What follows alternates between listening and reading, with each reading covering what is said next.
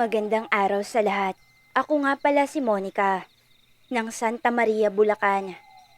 Gusto ko sanang ibahagi sa inyo ang isang kwentong alam kong mahirap paniwalaan sa kung sino man ang makakarinig.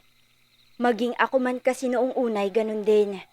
Pero ganun pa man, ay ibabahagi ko ito sa inyo, mga kalangga, sa abot ng aking makakaya. Taong 2001. Ikalabing-walo ko palang nakaarawan at dala ng kagustuhan ng mga magulang ko na magsimula ng bagong buhay. Lumipat kami sa isang baryo sa probinsya ng Quezon. Hindi ko napapangalanan pa ang baryong iyon para naman sa privacy namin. Pero masasabi kong maliit lang ito. Puro puno, bukid at ilog ang makikita mo. Wala pa kaming isang linggo sa lugar na iyon. Pero ramdam ko na agad ang kakaibang lamig ng simoy ng hangin tuwing dapit hapon. Ang sabi ng matatanda, maraming hindi nakikitang nilalang roon.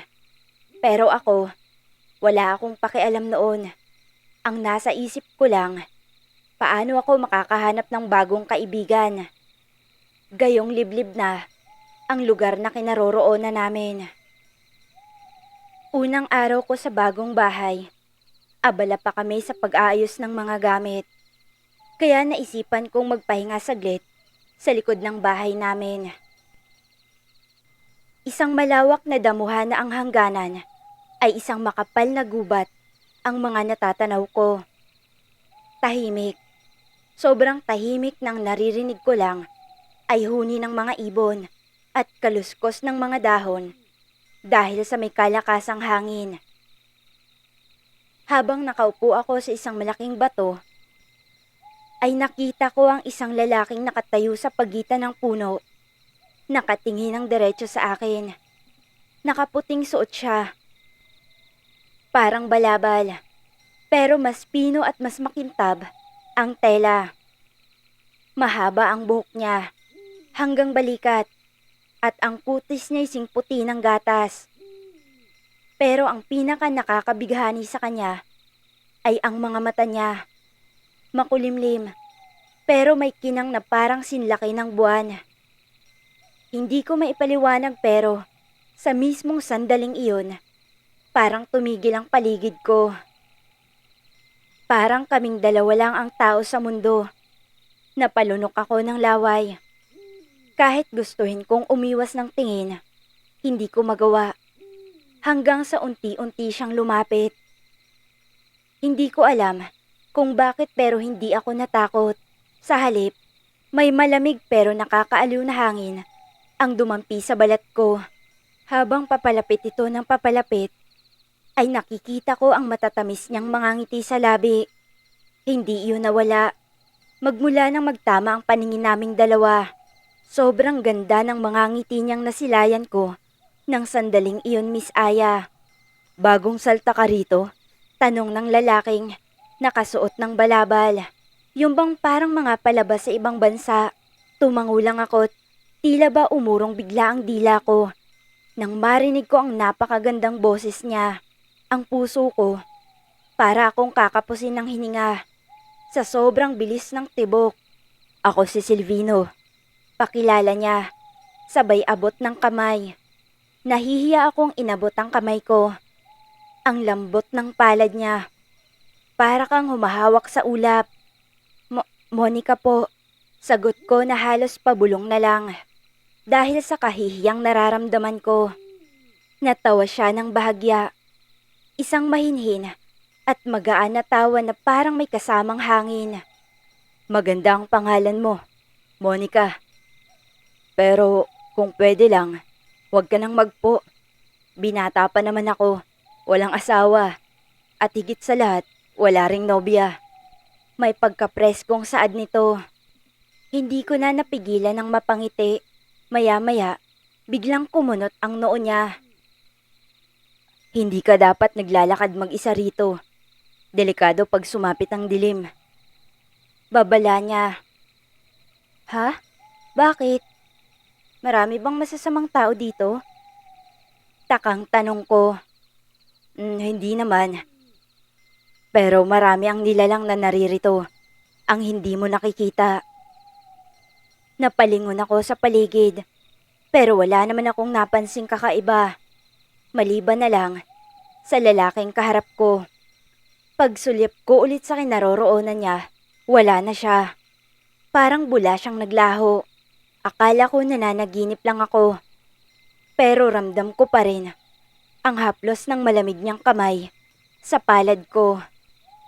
Kinagabihan, hindi ako mapakali. Paulit-ulit kong iniisip ang mukha ni Silvino. Paano siya biglang nawala? Tao ba siya? Bakit gano'n na lang ang pananamit niya? Kakaisip ko nga ay hindi ako makatulog ng maayos. Kaya naman napagpasyahan kong lumabas muna para magpahangin. Nagtungo ako sa may likod ng bahay. Hindi din naman kasi ako matatakotin at sanay ako sa mga tahimik na lugar at mas gusto ko pa nag-iisa lang ako. Nang makarating ako sa likod ng bahay, umupo ako sa may maliit na upuan. Meron talagang nakalagay roon. Gawa ng mahilig rin magpahangin sa labas ang mga magulang ko. Ang ilaw ng buwan, buo at maliwanag. Pero sinadya, para bang sinasadya, para ituro ang daan papunta sa gubat. Hindi ko alam kung ano ang nagtulak sa akin. Pero parang may humihila sa akin, papalapit sa kagubatan. Pagkarating ko sa gilid ng mga puno, nakita ko na naman ang lalaking, si Silvino. Nakahawak siya sa isang mababang sanga ng puno. Nakatingin sa akin na para bang kanina pa ako hinihintay. May kakaibang kislap ang mga mata nito at hindi pa rin nawawala sa kanyang mga labi ang napakatamis niyang ngiti. Lumapit ka, Monica. Bulong niya. Hindi ko alam kung anong kapangyarihan ang meron siya. Pero sumunod ako. Wala akong takot na nararamdaman. Tanging kakaibang pananabik ang bumabalot sa akin. Pagkalapit ko sa kanya, naglakad kami papasok sa gubat. Hindi niya ako hinahawakan. Magkatabi lang kami.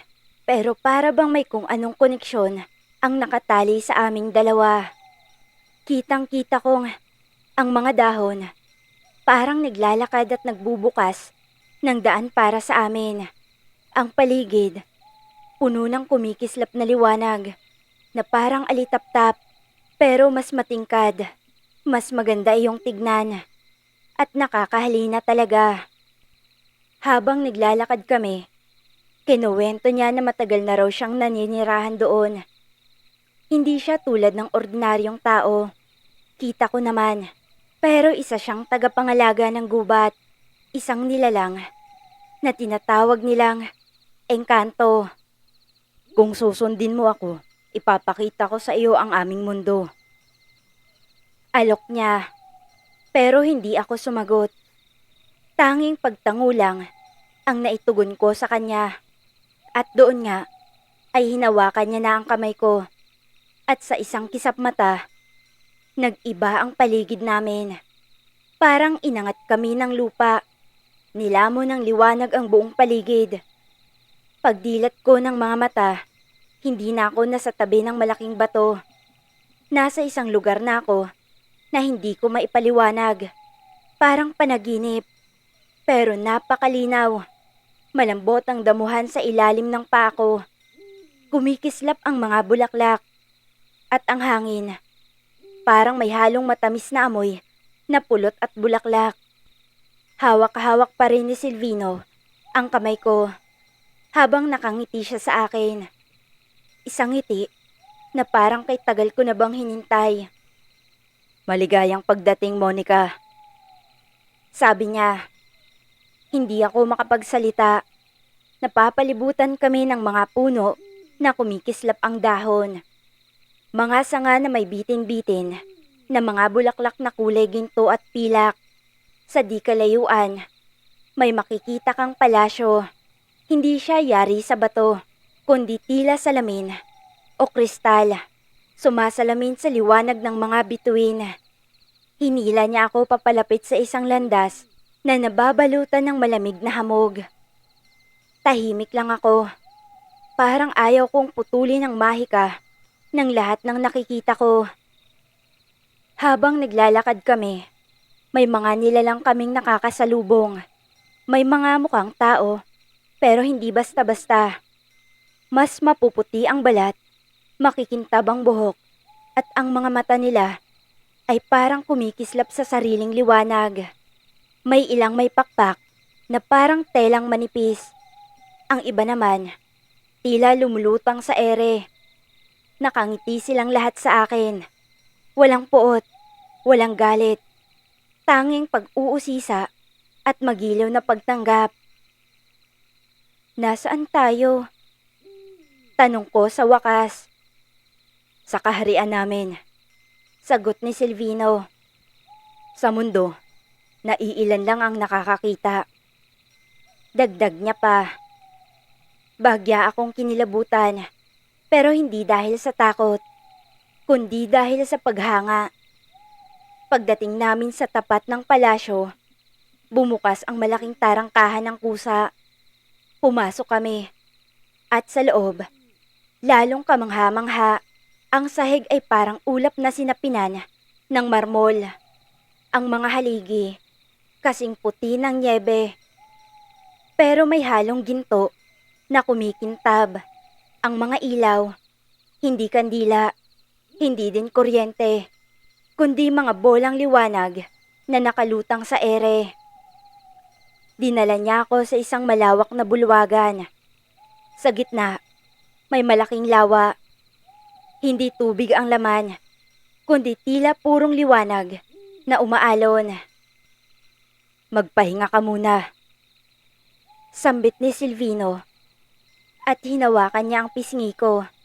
Banayad, parang natatakot na baka mabasag ako kung hindi dahan-dahan. Isang saglit lang, Monica. Kailangan ko lang makipag-usap sa aming matatanda. Paalam niya. Tumango ako. Bagamat may kaba sa dibdib, iniwan niya ako sa piling ng isang grupo ng mga babaeng engkanto. Nanginingitian ako ng malumanay. Pinaupo nila ako sa isang upuan na yari sa hinabing bulaklak. Nilagyan nila ako ng malamig na inumin sa isang kopeta. Kulay asul ang laman. Amoy rosas. Titikman ko sana, pero natigilan ako. Naisip kong, baka bawal. Baka pag ininom ko yun, hindi na ako makakabalik sa mundo ng mga mortal. Napansin ng isa sa mga engkantada ang pag-aalinlangan ko. Ngumiti siya. Walang panganib. Monica, hindi ka namin sasaktan. Hindi ka rin namin ikukulong. Isa kang panauhin dito sa aming lugar. Kaya sige na, huwag ka nang mag-alinlangan pa. Mahinahon ang boses niya. Parang musika kung pakikinggan mo. Kaya naman napainom ako ng kaunti. Pagkalunok ko, agad akong nakaramdam ng kakaibang saya. Para bang lahat ng problema ko, lahat ng lungkot at takot, nawala bigla. Ilang sandali pa, bumalik na si Silvino. Muli niya akong hinawakan sa kamay. Tara, dadalhin kita sa hardin. Aniya, may gusto akong ipakita sa'yo. Nakangiti niya pang sabi. Pagkalabas namin ng palasyo, inakyat namin ang isang burol na may makapal na damo at mga bulaklak na may sariling liwanag. Pagkadating sa tuktok, tumambad sa akin ang tanawin ng buong kaharian. Kumikislap sa ilalim ng napakaraming bituin. Parang di na kailangan ng araw. Sapat na ang ilaw mula sa kalangitan at sa paligid. Huminga ako ng malalim habang tinatanaw ang kagandahang nasa harapan ko. Napakaganda, bulalas ko. Mas maganda dahil nariyan ka. Bulong niya sa likod ko. Nag-init ang pisngi ko. Hindi ko alam kung paano ako sasagot sa sinabi niya. Naramdaman ko na lang ang kamay niya sa balikat ko. Dahan-dahan niya akong pinaharap sa kanya. Monica, tinitigan niya ako sa mata. Malalim. Parang tinitignan niya ang mismong kaluluwa ko.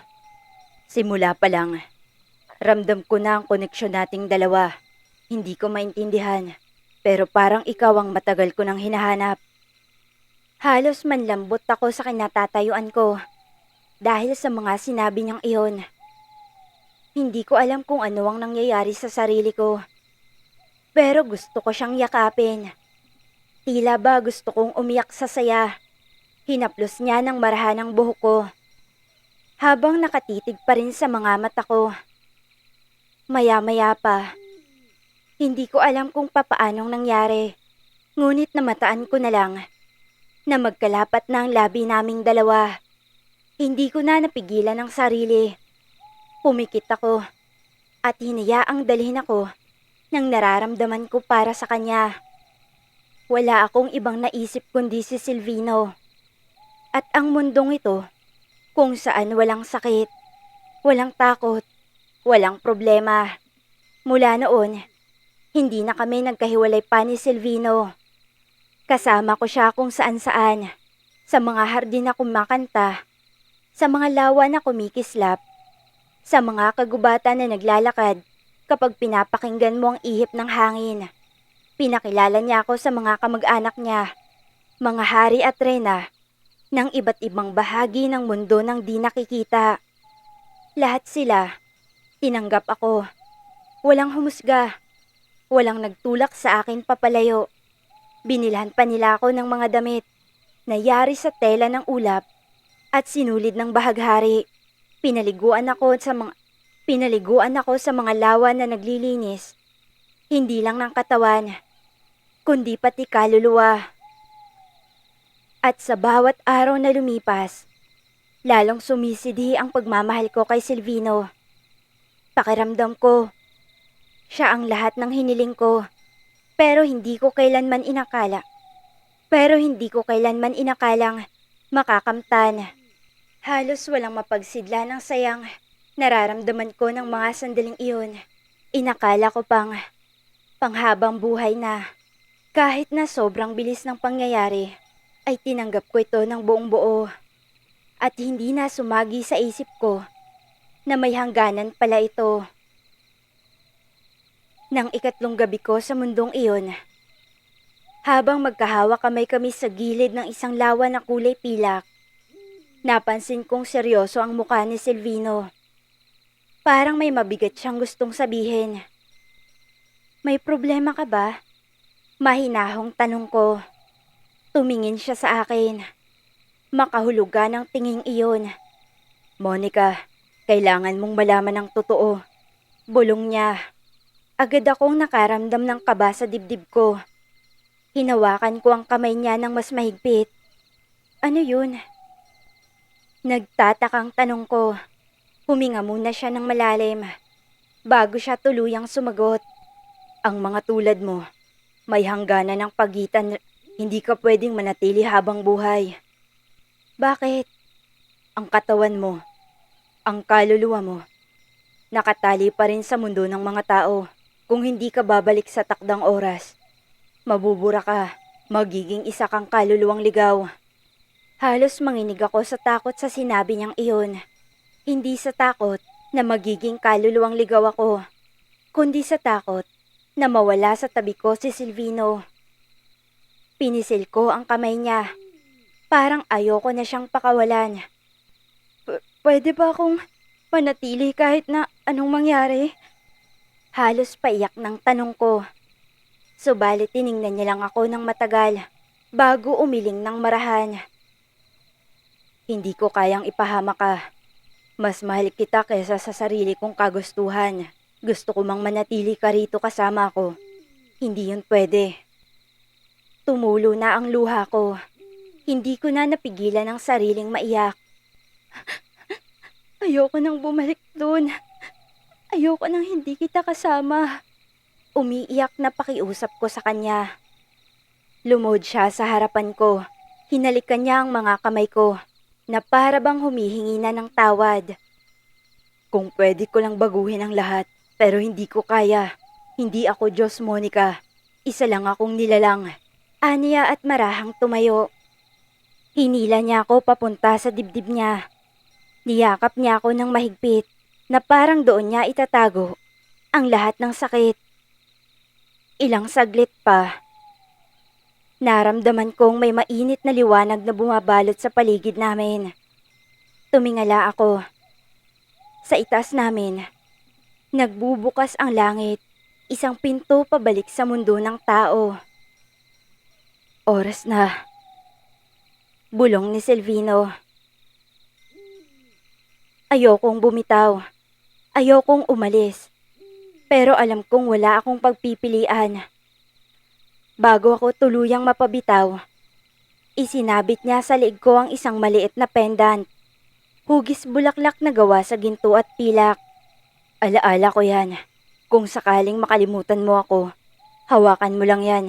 Mararamdaman mo ako. Lumuluha pa rin ako ng dahan-dahan akong inangat ng liwanag pataas. Huling nakita ko si Silvino.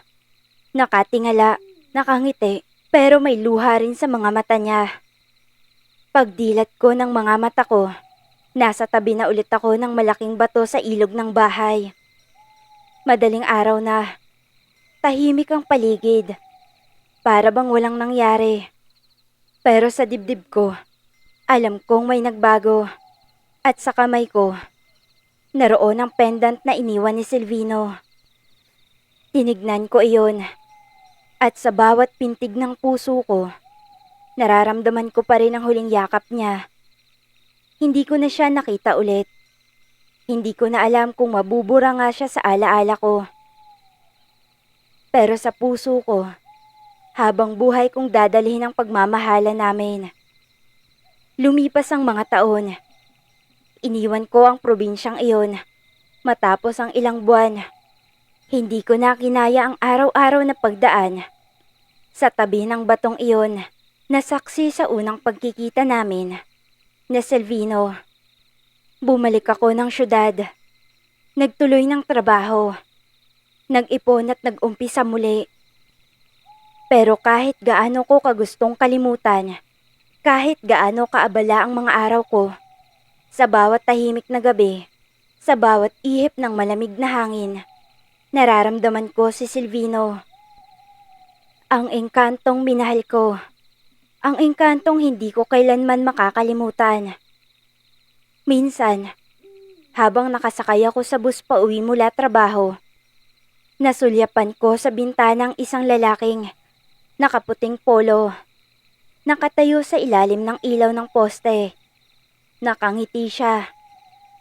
Isang ngiting matagal ko nang hindi nakita. Pumikit ako at pinilit na huwag umasa. Pero pagmulat ko, wala na siya. Siguro guni-guni ko lang. O baka siya nga. Hindi ko alam. Hindi ko talaga alam. Pero sa mga sumunod na araw, tila may mga palatandaang sumunod siya sa akin. Ang pendant na iniwan niya, na hindi ko kailanman isinuot, pero laging dala sa bulsa. Minsan, nararamdaman kong umiinit iyon kahit na malamig naman ang paligid. Minsan, naaamoy ko din bigla ang matamis na halimuyak ng mga bulaklak na dati naming nadadaanan sa mundo nila. At minsan, sa panaginip ko, napupunta ako sa isang hardin na kumikislap sa ilalim ng liwanag ng bituin. Naroroon siya palagi. Si Silvino, hindi man siya nagsasalita, hindi naman naaalis ang matatamis na mga ngiti sa labi niya. Habang pinagmamasdan ako mula sa malayo. Sa panaginip, gusto ko siyang lapitan. Gusto ko siyang yakapin, hawakan. Hindi napakawalan. Pero sa bawat pagtatangka ko, lalayo siya. Hanggang sa tuluyan siyang maglaho. At pagising ko, may mga luha sa mata ko. Laging ganon. Isang gabi, makalipas ang ilang taon, naisipan kong dalhin ulit ang pendant sa isang simbahan. Gusto kong ipabless. Baka sakaling gumaan ang pakiramdam ko. Pero sa mismong gabing iyon, nanaginip ako. Iba sa dati. Hindi siya lumayo. Hindi siya naglaho. Nakaupo siya sa tabi ng isang lawa na kulay pilak. Kagaya ng dati, nakayuko. Nilalaro ang tubig gamit ang mga daliri niya. Lumapit ako. Tinawag ko ang pangalan niya. Tumingin siya sa akin. Sa pagkakataong iyon, walang ngiti sa labi niya. Pero ang mga mata niya, puno ng pagmamahal. Monica. Tawag niya sa pangalan ko. Umupo ako sa tabi niya. Tapos na ang panahon natin. Kailangan mo nang magpatuloy. Marahang sabi niya. Pumiglas ang puso ko sa narinig ko. Hindi ako nakapagsalita. Pakiramdam ko, mas lalo pang dinudurog ng pino. Ang puso kong wasak na. Nakatingin lang ako sa kanya. Hinawakan niya ang kamay ko. At gaya ng unang magdapo ang mga palad namin, tila ulap pa rin ang palad niya. Minahal din kita, Monica. Higit pa sa buhay ko. Pero hindi tayo kabilang sa iisang mundo. At habang buhay kang nakatingin sa nakaraan, hindi mo na mahahanap ang sarili mong kaligayahan. Palayain mo na ang sarili mo. Tumulo ang luha ko matapos marinig ang mga katagang binitawan niya. Makikita mo rin, isang araw, may taong nararapat sa'yo. Isang taong mabubuhay, tatanda, at mamahalin ka sa paraang kaya mong yakapin araw-araw. Pero, ikaw lang ang gusto ko. Ikaw lang. Ngumiti siya, malungkot pero may halong tamis. At ako, ikaw lang ang mamahalin ko. Pero kailangan ko nang bumitaw, Monica. Kailangan na kitang bitawan. Hindi, Silvino. Hindi. Sa panaginip na iyon, huling yakap namin. Mahigpit, mainit at buo. At nang tuluyan niya akong bitawan, may kaunting peraso ng liwanag na naiwan sa dibdib ko. Kapirasong bahagi niya na iniukit sa puso ko. Pagmulat ko, madaling araw na naman. Marahan akong bumangon. At sa unang pagkakataon sa mahabang panahon, hindi na mabigat ang dibdib ko. Oo, may lungkot, pero higit doon, naramdaman ko ang kapayapaan sa loob.